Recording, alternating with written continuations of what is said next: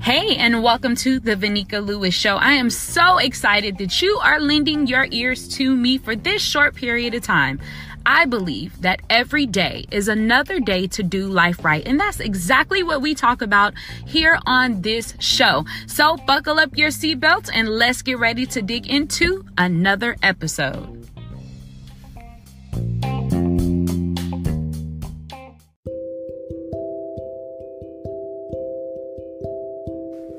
Friends, it is Saturday at 9 o'clock in the morning, and I was up early today, but I kind of laid around and was really lazy, and immediately I checked myself and thought about how I needed to get up and get moving and how I couldn't let this day be wasted. There's so many things that I need to do, that I need to take care of, and it would be a shame for me to lay in the bed all day and really not do anything. Rest is great sometimes, but there are other times where you really need to get into hustle mode to take care of what you need to.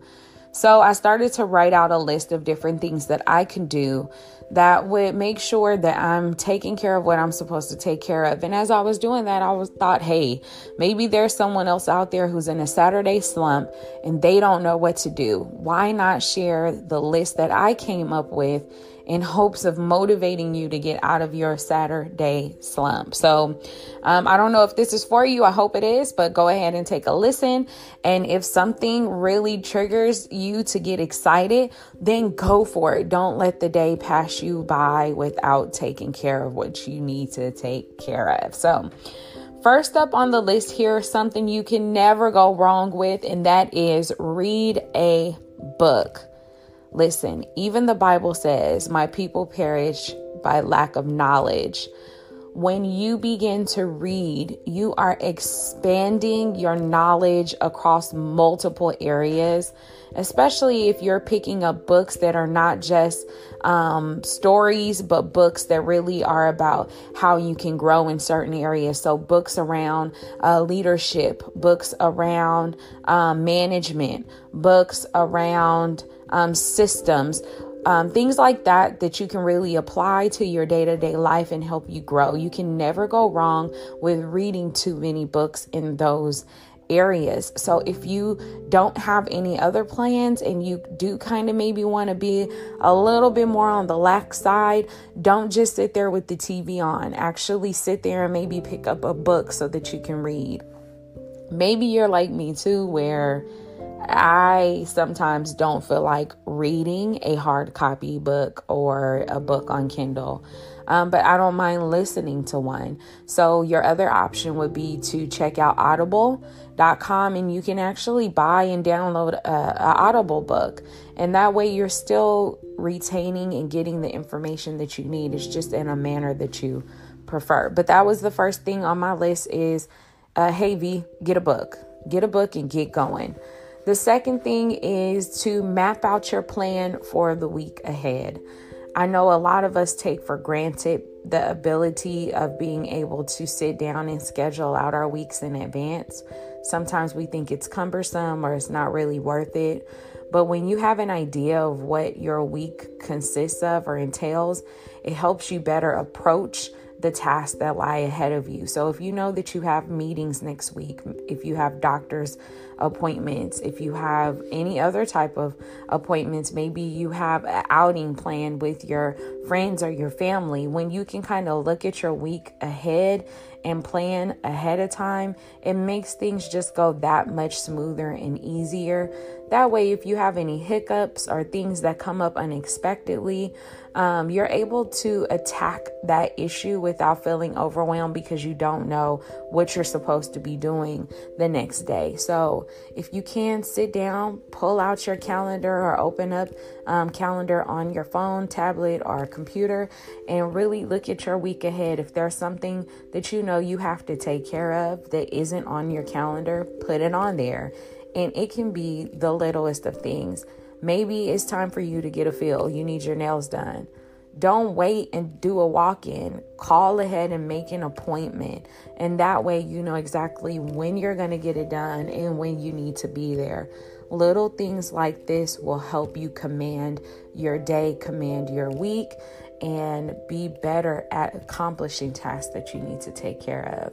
And just being honest, I should have did that for today, but I didn't. But hey, I came up with this list and I'm able to share it with you. So there's some benefit for me only not taking care of today, but I will be mapping out my week ahead. Next thing is get your clothes ready for tomorrow.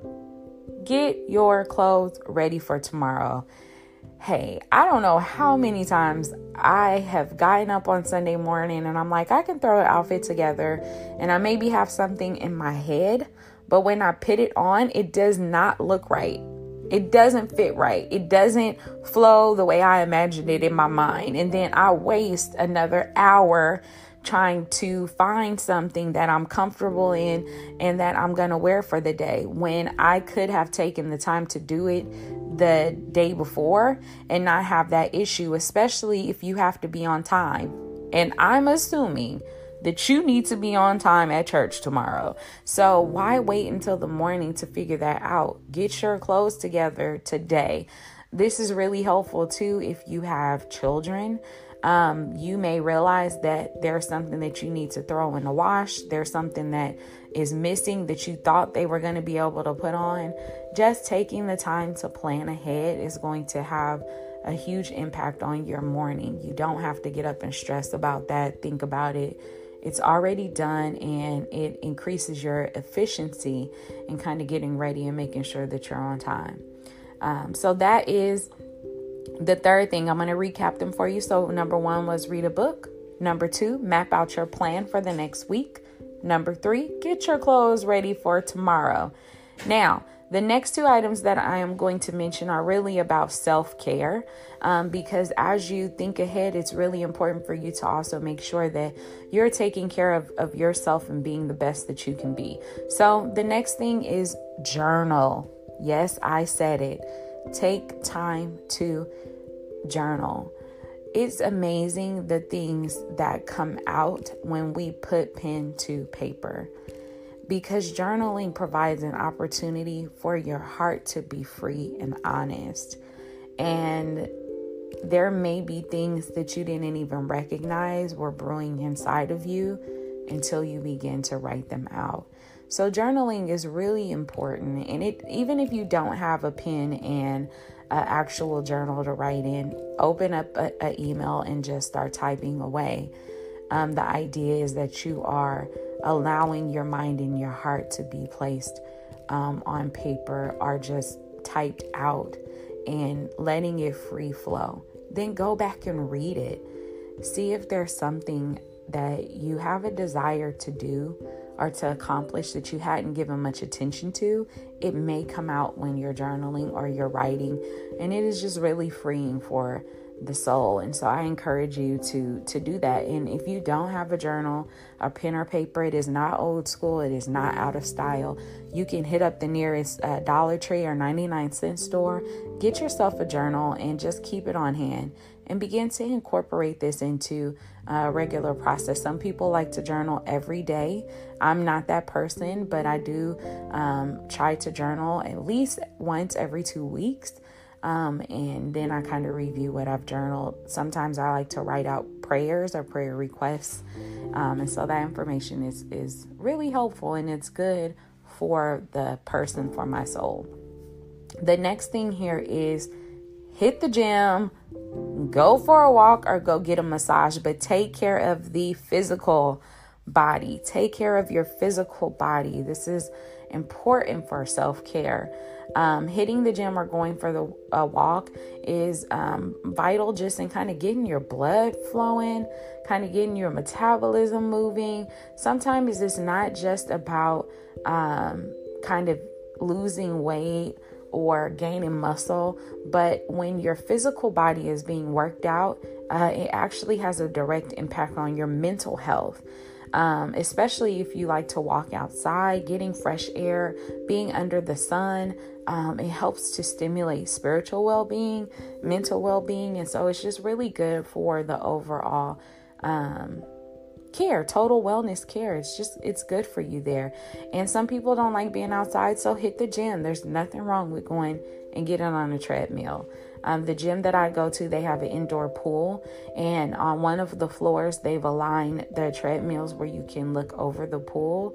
And so sometimes I like to go and get on the treadmill because just looking at the water, even though it's in a pool, it just does something for me. It's nice. It gives me a different view. It doesn't make it feel like I'm closed into this tight gym space. But do something in regards to getting out and moving. Okay, don't sit all day. Even if you've decided that reading a book was going to be your thing after you finish reading, get outside for a minute. Get some fresh air for yourself and get moving. I mentioned getting a massage because that's important as well. Some people think they can't afford getting a massage. It's not about going to an expensive spa. There are a lot of massage places now that are smaller, and they offer services where you can get like a foot reflexology massage, or you can get a head, neck, and shoulder massage. Generally, they cost $20 or under, so they're very inexpensive. However, they're really good for you. They're relaxing. They also help get your blood flowing and stimulated, and it can release tension and stress. And so the journaling, getting out moving, or getting a massage is relative to you taking care of yourself and your well-being. So these are my tips for you to help get out of your Saturday slump and to help make sure that today was meaningful, that your Saturday is meaningful, and that you don't spend it wasted away by sitting on the couch and watching TV reruns, okay? Do something that is going to matter. I'm going to recap them for you really quickly in case you missed any of them. They were: 1, read a book. 2, map out your plan for the next week. 3, get your clothes ready for tomorrow. 4, journal. And 5, hit the gym, go for a walk, or get a massage. But those are my tips for getting out of a Saturday slump. I now am going to get up and actually take my own advice.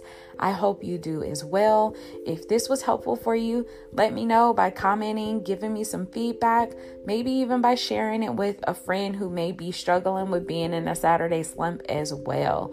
But take advantage of it either way and make sure that your Saturday is a success.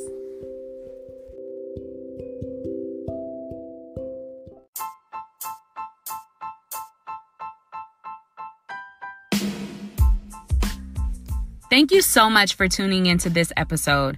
If you want to find out more about who I am, check me out online at www.vanikalewis.com. And if this segment was good to you, it's going to be good to your friends. Make sure you share it with them. Also, make sure you subscribe so that you get access to episodes as soon as they're released. You want to be the first to get the newest releases from the Vanika Lewis Show. I can't wait to continue talking with you about a new day and a new opportunity to do life right. Until next time, take care. Bye. The podcast you just heard was made using Anchor. Ever thought about making your own podcast? Anchor makes it really easy for anyone to get started. It's a one-stop shop for recording, hosting, and distributing podcasts. Best of all, it's 100% free. Sign up now at anchor.fm/new. That's anchor.fm/new to get started.